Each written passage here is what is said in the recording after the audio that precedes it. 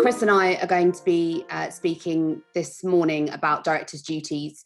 I'm going to kick us off with fiduciary duties following insolvency or on entry into liquidation or administration, and specifically talking about the Re-System Building Services Group Limited case decision of insolvency in companies called Judge Barber, which came out earlier this year, which is the first case we've got on the specific point.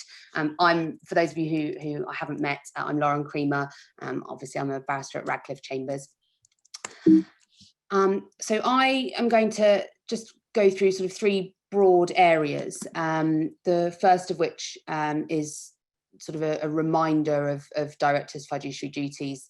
The second is the decision setting out the facts and the reasoning in the System Building Services Group case, which doesn't have the easiest name to abbreviate. And then thirdly, just a brief bit about the implications of that decision. So just a quick refresher, I'm sure people won't need it, but on directors' duties. These are as set out in sections 171 to 177 of the Companies Act.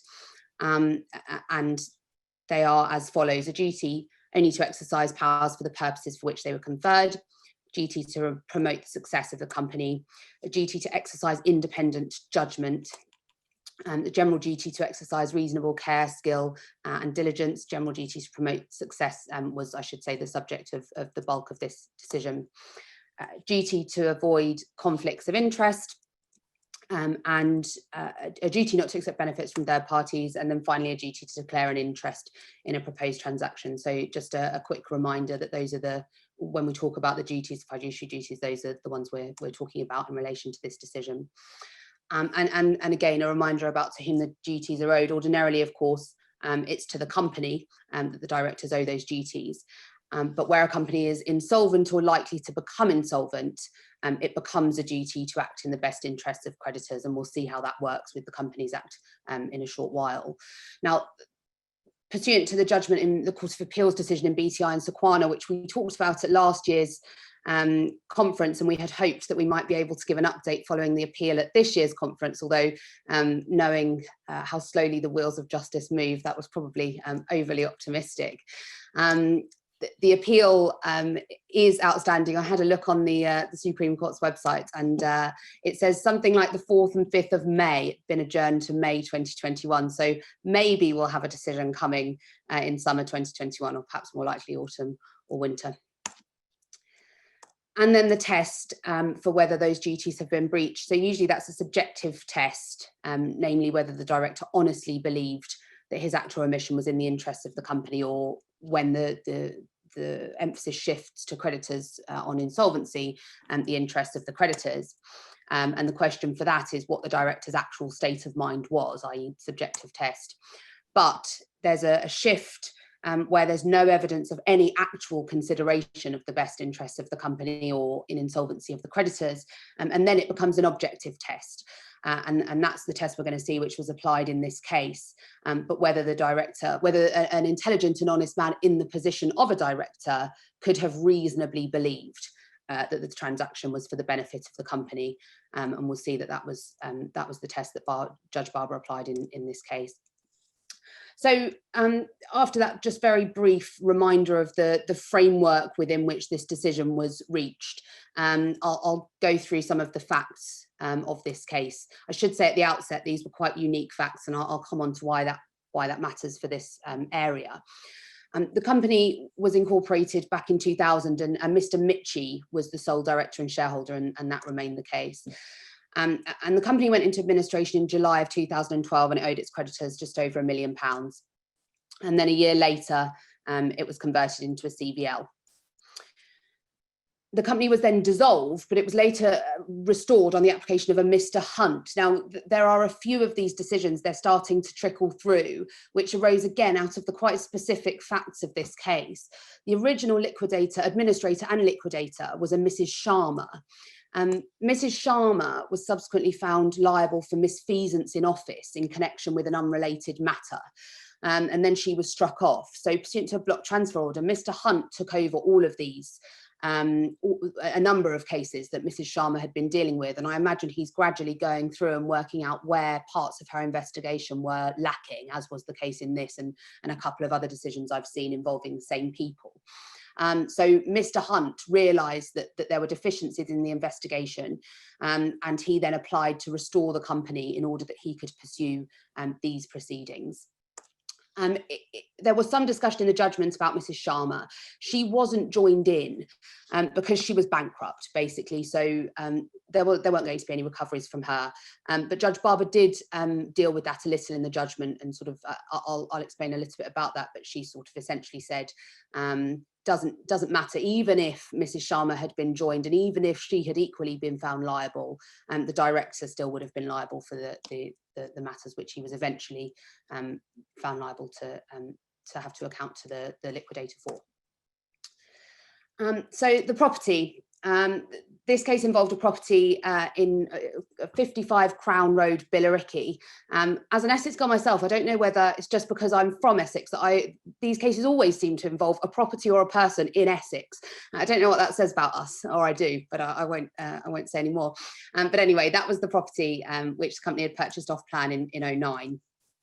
And Mr. Mitchie bought that property from the company when it was in liquidation from Mrs. Sharma for £120,000, which was agreed pursuant to an informal arrangement, as you will expect when you sort of see a bit more about how all of this was conducted. And the new liquidator said, well, this is a substantial undervalue. And he was able to refer to 5 different bases for saying that. One, the company actually purchased it for £185,000. So obviously it's considerably lower than that purchase 5 years earlier. The company attributed a value of £188,000 to it in its accounts. The statement of administrators' proposals had a value of £200,000. A few days later, that value had gone down, seemingly on the part of Mr. Mitchie to try to downplay the value a couple of days later, but was still at £180,000. And Mrs. Sharma had actually conducted a drive-by valuation, which showed a value of £195,000, but nevertheless, mystifyingly agreed a sale of £120,000.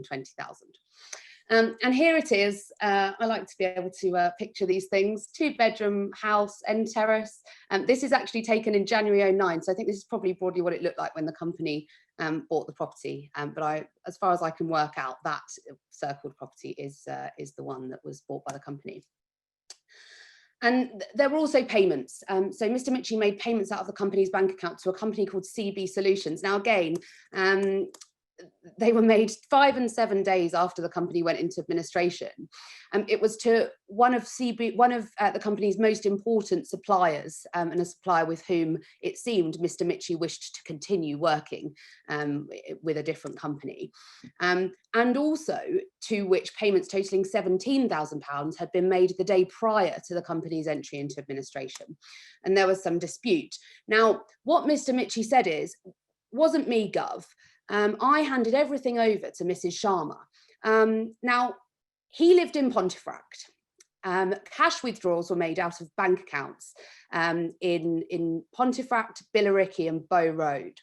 Mrs. Sharma was based in Birmingham, and what Mr. Mitchie said was, well, the only explanation really is that it must have been Mrs. Sharma, effectively asking the court to believe that she drove from Birmingham to Pontefract, Pontefract to Billericay, Billericay to Bow Road, and then back to Birmingham, all to make some withdrawals from cash points in those locations, totaling a few £100s. And it will not surprise you to hear that version of events was rejected by Judge Barber. And so we come to the heads of claim. There were 4. We only, for the purposes of today, will look at the first 2. So the first was the one relating to the property. Essentially, it was sold at an undervalue, and Mr. Mitchie was liable to account for that. Secondly, again, that Mr. Mitchie was liable to account for those £19,000 of payments to CB Solutions. And then two further orders relating to a different company and a further indebtedness of Mr. Mitchie. But it's these 2 which pertain to the question of directors' duties and their continuation post-insolvency. And so the judge made certain findings, of course. The valuation attributed was £265,000 rather than the £120,000 that it was paid for at the relevant time. Clearly, therefore, the 120 was a marked undervalue. And Mr. Mitchie knew that was what the judge found. And she said this, particularly para 117, Mr. Mitchie acted entirely out of self-interest and failed to have regard to the interests of the creditors as a whole. Probably not a surprising conclusion on the facts.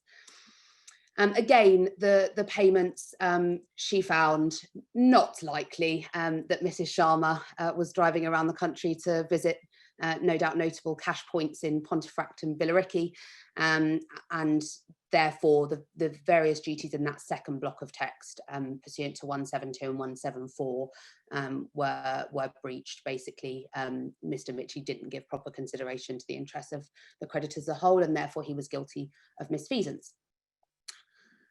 So then we come back to the general duty and the objective test.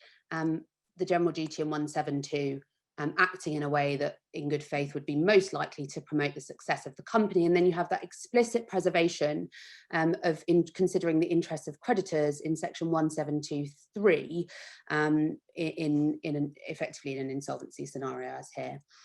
And a reminder that it wasn't a consideration of subjectively what Mr. Mitchie did, because it looked like he didn't consider them at all. It was whether an intelligent and honest man in the position of a director would have reasonably believed the transaction was for the benefit of the creditors as a whole. And unsurprisingly, buying a property for less than half of what it's worth from the company and making payments to one creditor rather than to the creditors pari passu, those were things that were not things that an intelligent and honest man in the position of a director could have reasonably believed would have been for the benefit of the creditors as a whole. And so Mr. Mitchie had another argument. He said duties only survive insolvency in respect of any exercise by the director of powers preserved by or permitted in accordance with the Insolvency Act, and therefore the duties that that Mr. Hunt was saying that had been contravened or had been breached, and therefore led to or gave rise to a misfeasance, those had ceased upon entry by the company into insolvency. The court said, no, Mr. Mitchie, the duties do survive insolvency, and Judge Barber gave 5 reasons. Now, the judgment reads a bit as though she definitely thought that was the right answer, that they must survive insolvency, and therefore sort of took a number of reasons, which, if you take them together, perhaps none of them on their own, quite strong enough for what is a novel finding, but when you take them as a whole and exercise a bit of common sense, that's the conclusion you arrive at. And the 5 reasons that she gave are as follows. The general duties extend beyond the exercise by a director of any given power qua director, and so therefore, so she gave the example of section 1751. Directors must avoid situations where the direct or indirect interest conflicts with the interests of the company, so extending beyond the exercise of the power given qua director. Where Companies Act provisions do not apply in administration, compulsory liquidation or CVL, and to my mind this is probably the best and clearest reason, this is expressly stated. So it's the argument that if the draftsman had intended those duties to cease on insolvency, that seems like a pretty big deal and seems like the sort of thing that they would have put in the legislation if that's what had been intended, and it's not there. There was also a reason regarding flexibility. So clearly you interpret the duties alongside their corresponding common law rules and equitable principles. And those are of, Judge Barber said, sufficient flexibility to extend beyond the company's entry into a formal insolvency process. The 4th reason, you see that section 1723 expressly preserves the duty of a director to act in the interests of creditors, and there's no case law that Mr. Mitchie's counsel was able to take the judge to suggest that those duties do cease on that entry into a formal insolvency process. So clearly they continue throughout the insolvency scale, but there's nothing to say that at a certain point there's cut off and they cease. And that should be 5. The Insolvency Act makes clear that a company's entry into administration or voluntary liquidation doesn't result in the removal of directors from office. So again, correspondingly, it's sensible to say that the duties therefore do do continue. It's worth noting that the case was concerned in particular, and the judgment refers in particular to section 1723, but the reasoning clearly applies to all of the Part 10 duties and not just that subsection. And then this was what the judge said. This is the sort of conclusion that she came to, that taking all of the factors into consideration, clearly that those duties do survive insolvency. And what she said about the interplay between those duties and the Insolvency Act is the Insolvency Act, upon entry into a liquidation process, imposes a series of additional specific duties, but that doesn't in and of itself operate so as to extinguish what Judge Barber called fundamental duties owed to a company by its directors. And so the implications of the decision are potentially limited because these were extreme and unusual facts. It was such a clear wrongdoing on the part of Mr. Mitchie and indeed on the part of Mrs. Sharma. And so it's probably unlikely, aside from probably other cases involving Mrs. Sharma or cases in a similar factual matrix, that you're going to see these matters replicated effectively. Mr. Mitchie did as he pleased, and obviously usually misfeasance of this kind from the IP would give rise to its own claims. The fact of Mrs. Sharma's bankruptcy was itself a further unique element here.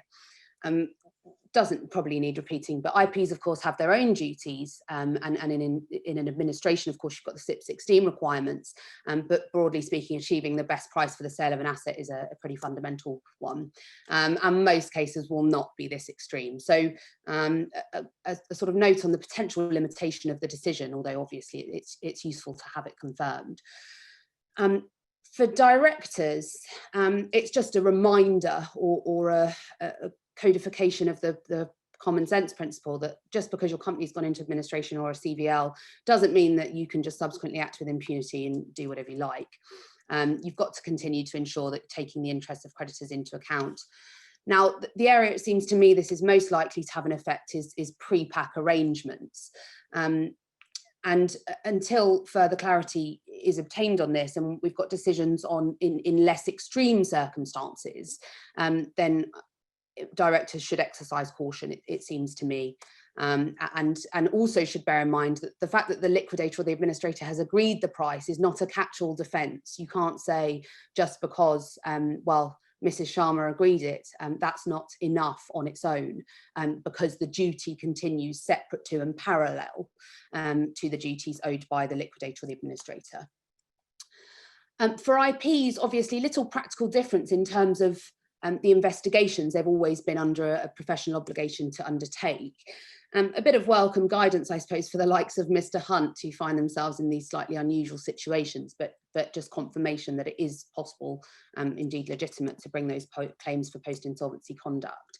And again, a kind of concurrent reminder, similarly to the director's point, that you've got to take care in pre-pack arrangements to ensure that it's defensible. Now, you'd think that if you get a proper valuation, as indeed Mrs. Sharma got, and you sell the asset broadly in line with that valuation, that's going to be sufficient protection. But it's just a reminder that those arrangements are going to be subject to increased scrutiny. And then finally, for insurers is the other point. Now, not a lot to say of kind of substance in this regard or that we can say with certainty, but no doubt in light of this decision, insurers will have been reviewing their policies, because the question arises, do the D&O policies that will be familiar to many, do they cover wrongful acts committed by management during insolvency, i.e. post-entry into liquidation or administration? Now, some policies, of course, include the insolvency exclusion, or they convert D&O policies into run-off cover. But obviously, it's a different proposition now that you've also got post-insolvency liability confirmed by the court, and doubtless insurers will be considering their policies. So just a reminder to directors in particular, they're going to want to review their policies to see what their coverage is in those kinds of scenarios. That's everything from me. I am going to hand over now to Chris. I think we'll leave. Right, morning everyone. I'm going to give you 20 minutes or so on personal liability tax debts to bring us to the close for today. Just to give a bit of background as to where these came from and what the aim was. There was a consultation in April 2018, which set out the quotes you've got hopefully on your screens, and effectively it was saying that there's a minority who misuse insolvency or similar to reduce their tax bills, and that effectively they're getting an unfair commercial advantage over others. And it's Phoenixism in particular is a problem from HMRC. So you've got chains of companies running up tax debts, going into liquidation, or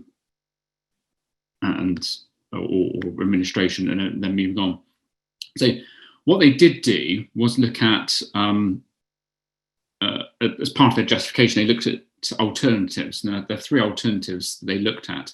First was existing taxpayers, which address part of the problem, but not all, and in that directors could be made personally liable for some taxes. So, for instance, pay as you earn, but they couldn't be made liable for corporation tax. So, obviously, it only covered part of the problem. They also considered disqualification. I'm not really sure why, because the limitations are quite clear. So trends and detriment of HMRC is the most common allegation in disqualification proceedings. So 52% last year, and I think it's been over 50% for the last few years. But disqualification doesn't address tax loss to the exchequer. Then the third alternative they looked at, which is perhaps a bit more interesting for us, is office holder claims. And as any of you who do insolvency litigation know, there's a very good book written by certain Chambers, which covers much of this.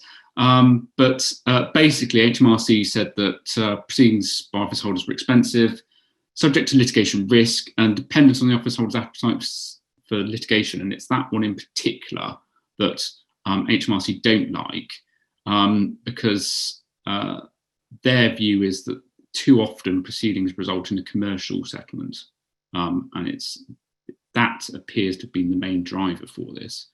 So the rough scheme is set out in the 2020 Finance Act, so it's Section 100 and Schedule 13.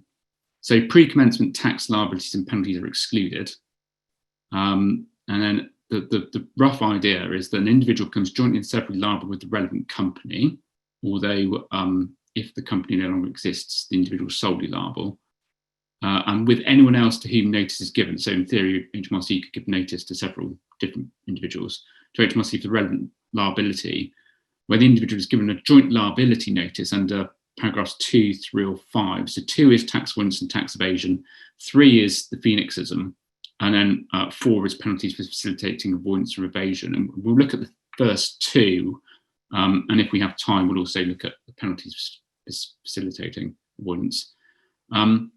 And essentially, the way it works is like a lot of debts from HMRC, that they make a decision that you owe them this money.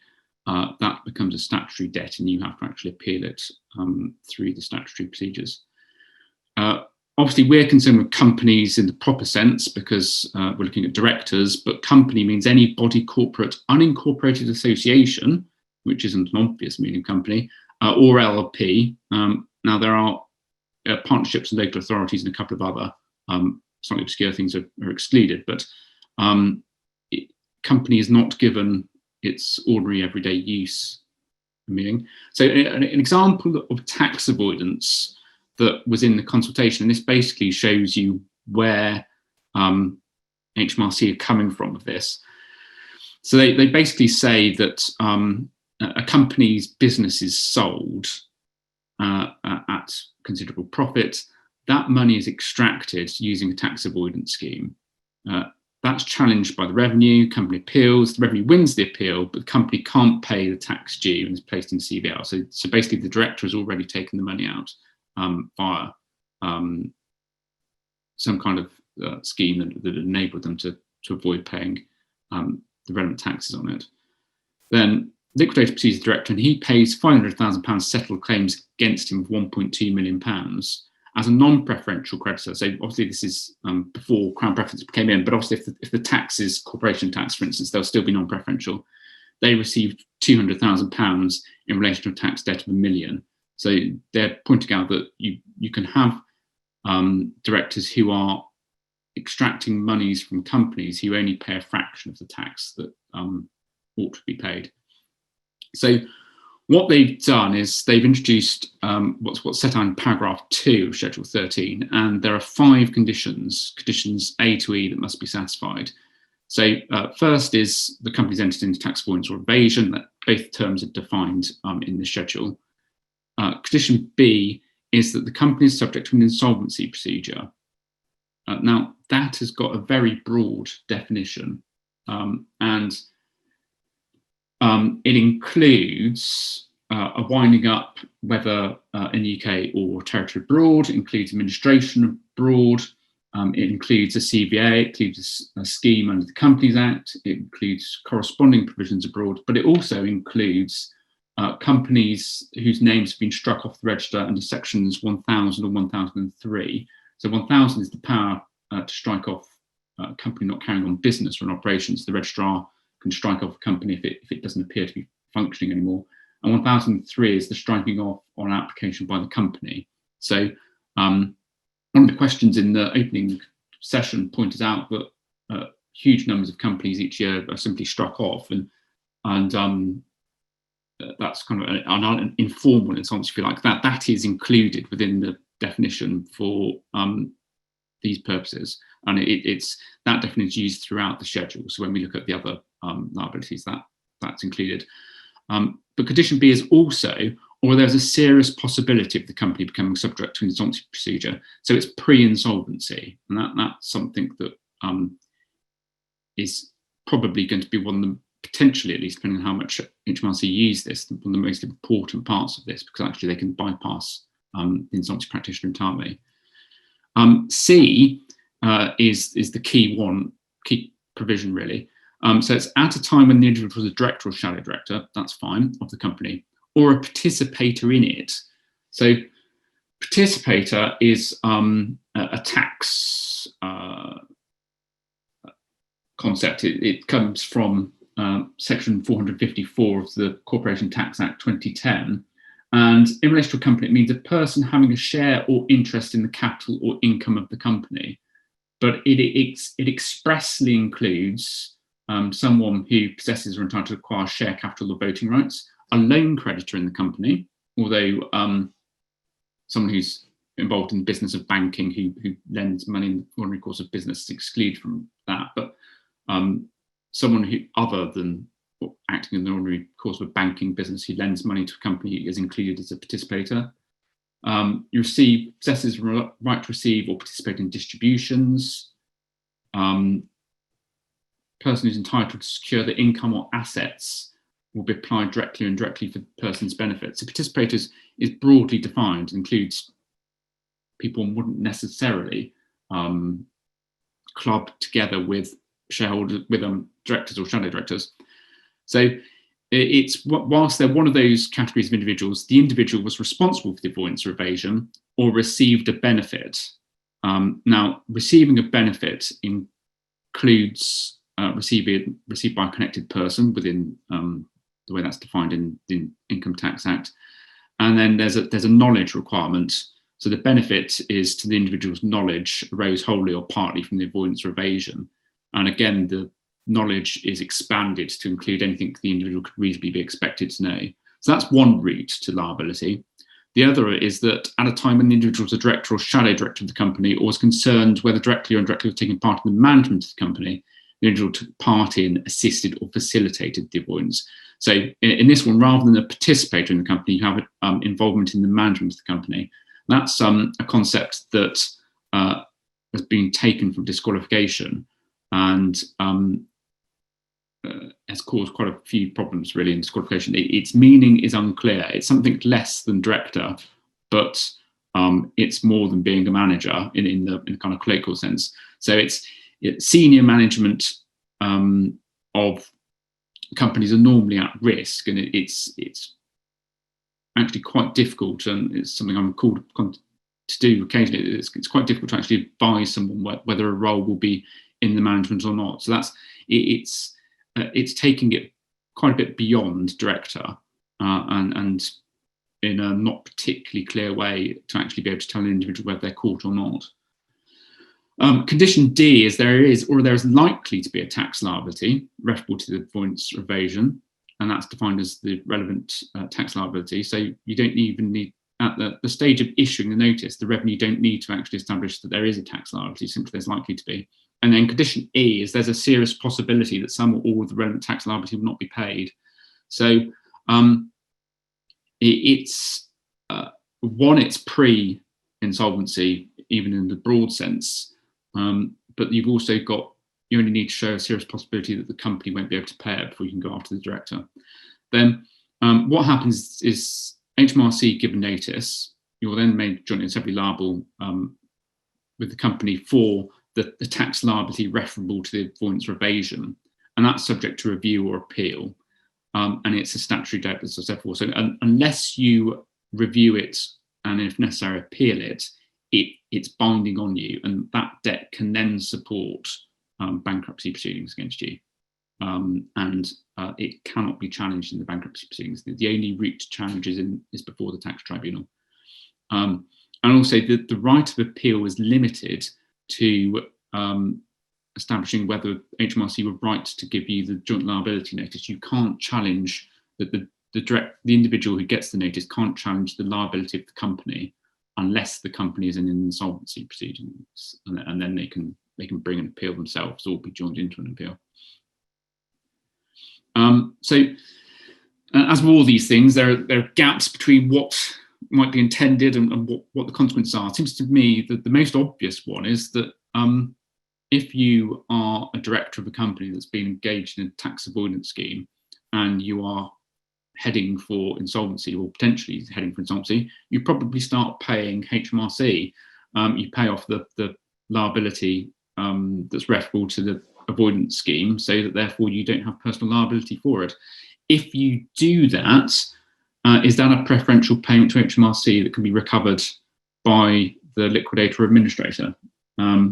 That one hasn't been worked through. There's been some discussion about it, and some people have expressed the view that it doesn't really matter given the preferential status that HMRC are going to get. So you're not necessarily treating HMRC better than they would their position isn't necessarily being improved, but obviously things like corporation tax are covered by this, but aren't preferential, or still won't be preferential. The other important one, it seems to me, is that the ability to act pre-insolvency, that may cause difficulty for office holder claims down the line. So one, will HMRC just get any assets? So say the director's got £300,000, will that be it? And there's nothing left. And equally, will HMRC, we saw their complaint earlier on that about commercial agreements. Will they simply say, well, no, we're not prepared to do a deal. We are pursuing our aggressive stance we've pursued in recent years on tax avoidance, and we'll simply bankrupt you. And obviously that would then mean that there'd be no likelihood of office of the administrator or liquidator bringing claims against the director.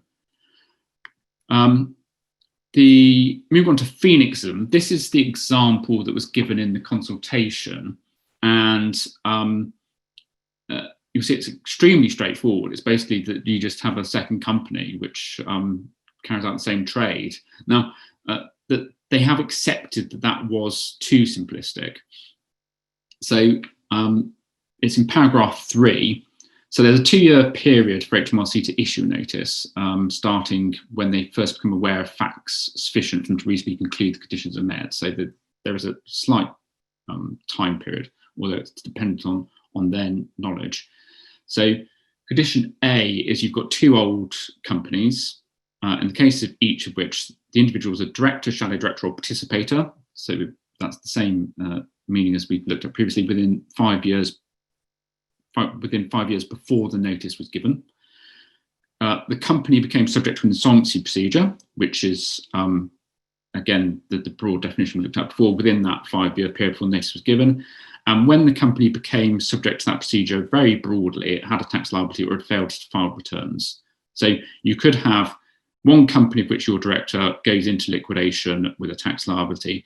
The second company, you could be a shareholder, and it could go into, it could be struck off on the company's application with VAT returns, and that's condition A. VAT returns outstanding, that would be condition A satisfied. B is you've got NewCo, which either is or has been carrying on a trade or activity similar to or the same as the trade carried on by at least 2 old co's. So you need 2 old co's that have carried on the same business or a similar business. Condition C is the individual has been a director, shadow director, participator in or concerned in the management of NewCo at any time during the period of 5 years leading up to the notice. And then D, which is the main limitation on this, is that at least one of the old co's referred to in condition B.